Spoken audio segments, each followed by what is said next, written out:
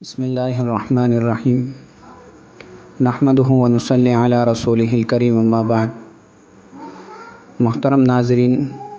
جیسا کہ آپ سب جانتے ہیں کہ ایک مقدس مہینہ ماہ رمضان المبارک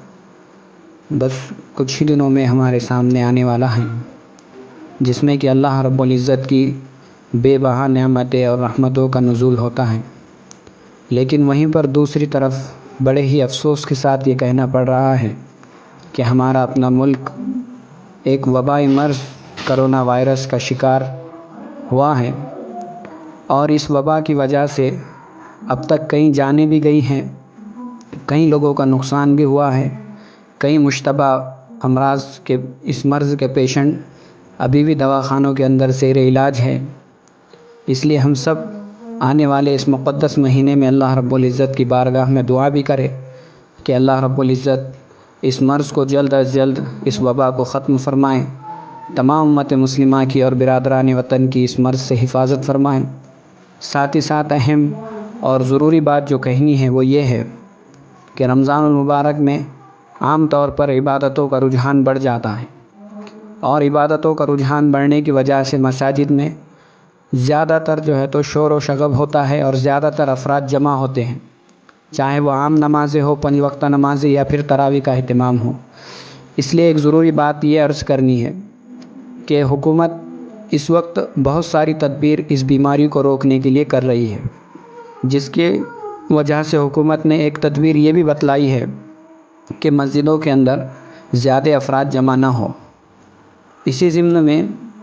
تراویح ہو یا پھر 5 وقتہ نمازیں ہو، جیسے اب تک ہم اپنے گھروں کے اندر ادا کر رہے تھے،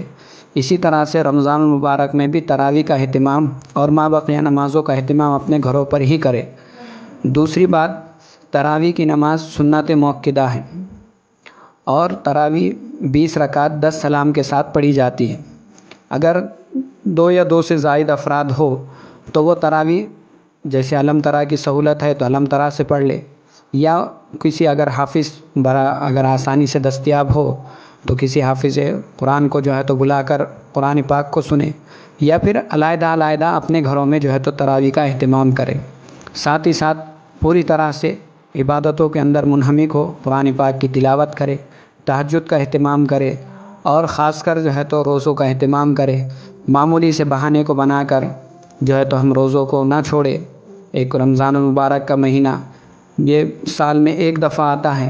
اور ہر روزے کی فضیلت اللہ کے نبی نے بہت بڑی بتائی ہے، یہاں تک کہ ایک حدیث میں ارشاد فرمایا کہ اگر کوئی آدمی ایک روزہ جان بوجھ کر چھوڑ دے اور غیر رمضان میں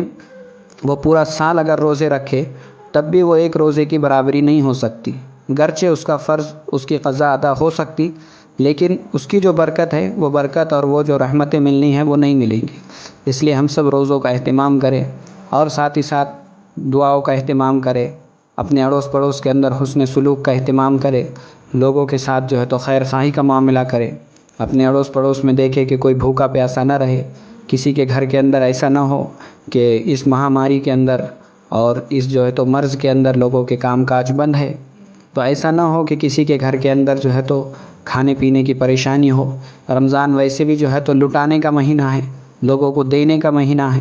ہم تو اپنے ہاتھ کو کھولے، خیر خیرات کرے۔ اللہ رب العزت سے دعا ہے کہ اللہ تعالی ہمارے اپنی دعاؤں کے ذریعے سے، نمازوں کے ذریعے سے اور رمضان کی برکتوں کی وجہ سے اس مرض کو پوری دنیا سے ختم فرمائے۔ وآخر دعوانا الحمدللہ رب العالمین۔